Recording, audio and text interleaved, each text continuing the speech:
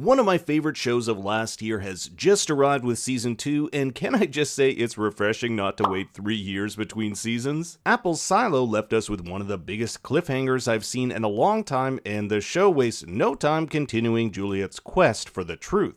Now, if you haven't seen my videos before, this is a non-book spoiler deep dive that goes into the show's biggest questions and theories.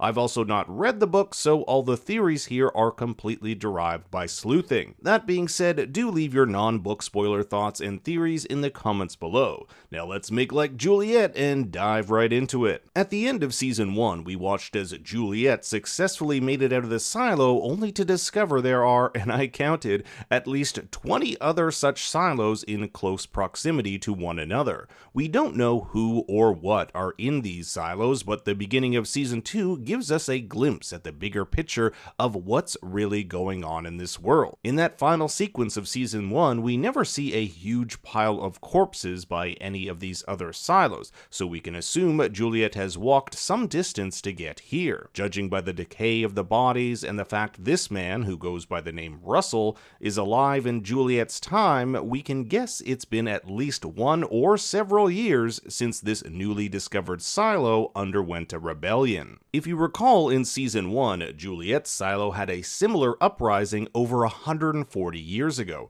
However, that rebellion was squashed. That's why every year they celebrate Freedom Day, a constant reminder of their victory over the rebels. This new silo is different. Their rebellion was victorious. The silo dwellers open the hatch into the world beyond, only to die moments later to the toxic gas of the outside world. This glimpse into Silo 2 provides some much needed insight into how this world operates. First, these silos seem to be cookie-cutter copies of one another. I would imagine if Earth was facing some sort of cataclysmic event, that the easiest way for humanity to save as many lives would be to design one silo and copy it rather than prepare wholly unique ones. Second, the societal structure of this new silo looks to be identical as well. We have a sheriff, judicial guards, lower-level workers, and a mystery man named Russell. We don't know who this man is, but he seems to be in charge of the group currently in control, leading me to believe he's this silo's version of Bernard or Sims. I lean more toward Bernard as he has access to this server room we'll see later on, which Bernard did as well.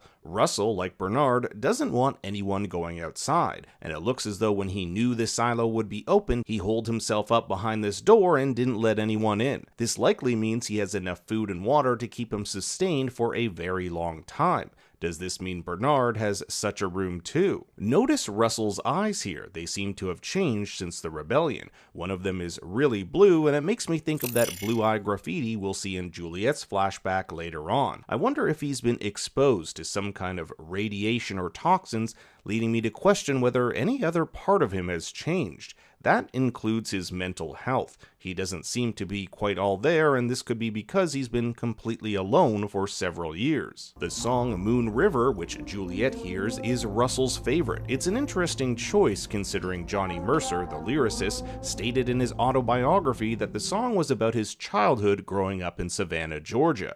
In Season 1, it was a book titled Amazing Adventures in Georgia that was passed down since before the silos were even created, and in it is a picture of Savannah, Georgia. The author of Silo, Hugh Howey, also spent part of his life attending Georgia Southern University, which is a short distance from Savannah. So if I had to take a guess, that destroyed city we see in the background here is none other than Savannah. The other silo also seems to follow the rules of the Pact. We don't see any sort of mechanized lift or pulley system to transport people from one level to another. This is specifically incorporated to make it more difficult for people and information to travel from one level to another. And when it comes to information, that's something Bernard wants to control all to himself. Russell's side also seems to have access to the guns, something the sheriff and others here do not. But there is something the rebels have that is arguably the most important of all: access to the generator. The sheriff sheriff gets a note stating that generator will be flooded in 15 minutes. A flooded generator essentially means the death of the silo, meaning those inside will have no other choice but to go outside. That's how strongly these people believe in the viability of a world beyond the silo. We'll see the generator was indeed flooded when Juliet's rope frays and she falls into the water.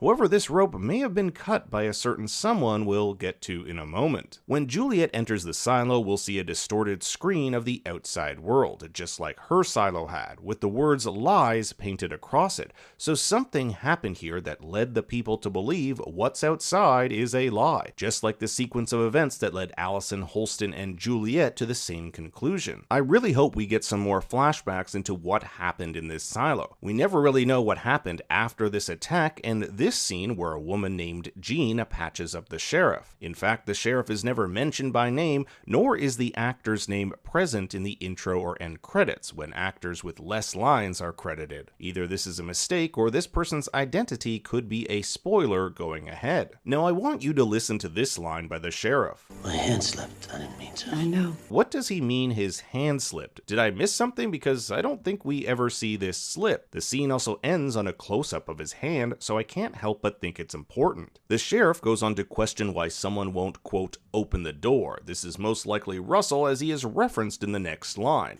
Do you think Russell was lying? However, the door here could mean two things. The door outside, which we'll see them opening, or the one Russell has holed himself behind. Jean tells the sheriff that Russell wouldn't open the door because, quote, someone told him. This implies there is a group of individuals above people like Bernard and Russell. In fact, Bernard and Russell with their computers may have been able to contact one another or this level of people above. Something I found rather strange was that the silo door was sealed shut behind those who went out. It even appears as though some of the vault dwellers tried to get back in, so someone would have had to have closed the doors behind them unless there's some sort of automatic system. The new silo also has the same spy network of cameras hidden behind mirrors like the one Holston covered with flowers in season 1. The place is desolate, minus for a few trees clinging to life under the glow of a lamp and some dripping water. How this lamp is on and caring for these trees is unknown, but it's entirely possible Russell often ventures out from his room.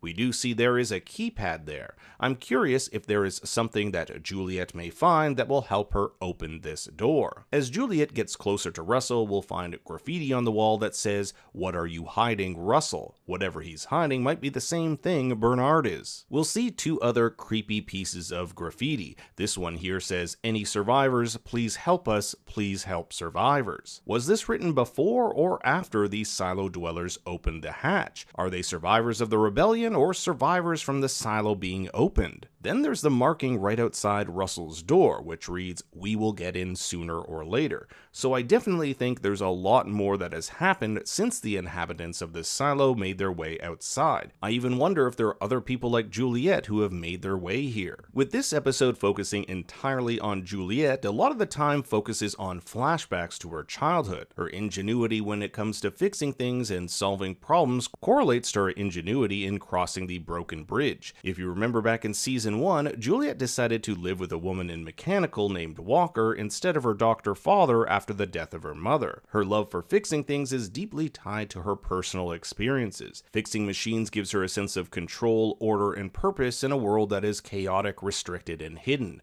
By putting things back together like this little dog toy, it contrasts the fractured state of society around her. One of young Juliet's first jobs is working alongside Shirley Campbell in mechanical. Shirley will become one of Juliet's closest co-workers and friends. I love how fellow worker Barney says only hopeless stuff is supposed to come down this chute, when Juliet herself came down it last season. Shirley is the one who introduces Juliet to the cavern and this graffiti on the wall, which Shirley thinks is from the rebellion. Notice the hand with a wrench held in it, most likely a symbol of the workers' resistance. We'll also see a bunch of names here. None of them particularly stood out to me except for Paul, but that is most likely a coincidence and not attributed to Paul Billings. Now we move on to our trailer sleuthing section, where we take a look at the season's trailer to see what might happen in the episodes to come. Keep in mind, I won't be going over every single shot in the trailer, just the ones I think are relevant for the episodes to come. Here we have Bernard addressing the silo. He's got a lot of work to do if he's going to cover up the mess left by Juliet. Not only did she make it over the hill for everyone in the silo to see, but she uploaded that Carmody video to the screens, which displayed a beautiful world before it was shut down. Bernard states in his speech that Juliet died a hero, so it looks as though he's spun this narrative to conceal that she is still alive and save face. Adult Shirley yells out defiantly, "They're lying," no doubt setting up a conflict between those in the Deep Down and those in charge. Juliet just might be this catalyst for a new rebellion. Two characters having a crisis of faith are Sheriff Paul Billings and Judge Meadows. We'll even see the judge watching what is no doubt an illegal video of a man and child on a beach. As word of rebellion spreads, we see members of the Down Deep loading this canister filled with pieces of paper stating Juliet lives. Do they actually find out she's alive, or are they using this as a clarion call to fuel the rebellion? It looks as though Juliet has rigged herself up to a breathing machine to explore the bottom of the silo. In season 1, we learned of a large door underneath the cavern which could possibly link each of these silos together.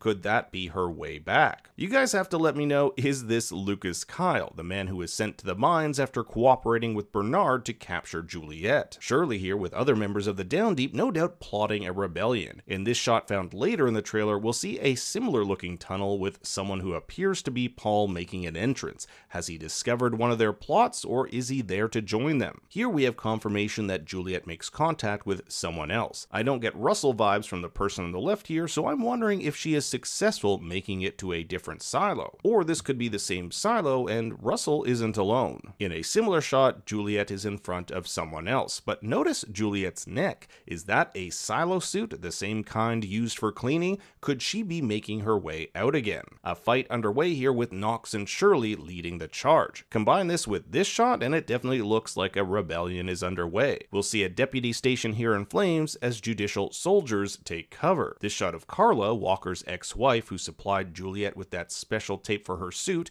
sees her throwing what appears to be an apple down the silo. Apples were used to throw in someone's grave in season 1. This could be a sign to members of the rebellion below, since they have to get creative in how they communicate. The trailer ends with Bernard watching footage of what appears to be Juliet's bodysuit camera. I didn't even know these suits had such a thing. We can see the pile of corpses from outside the silo she entered. The other question is, where is Bernard? If I had to take a guess, he's in the server room, the same room he entered at the end of season 1. We never actually saw what was in this room, but the reflection of his glasses has these white fluorescent lights, which seem to match those found in this room. Bernard knowing where Juliet is, I wonder if there's anyone he can contact to track her down. So it looks like season 2 follows two main storylines, Juliet figuring out what happened and the rebellion. I for one am really looking forward to what's in store, but now I turn it over to you. What do you think will happen next? I want to hear your thoughts and theories in the comments below. Thanks for watching, be sure to like and subscribe, and for more bad takes you can follow me on Twitter and Instagram at ThinkStoryYT. Until next time, remember, Daddy loves you very much.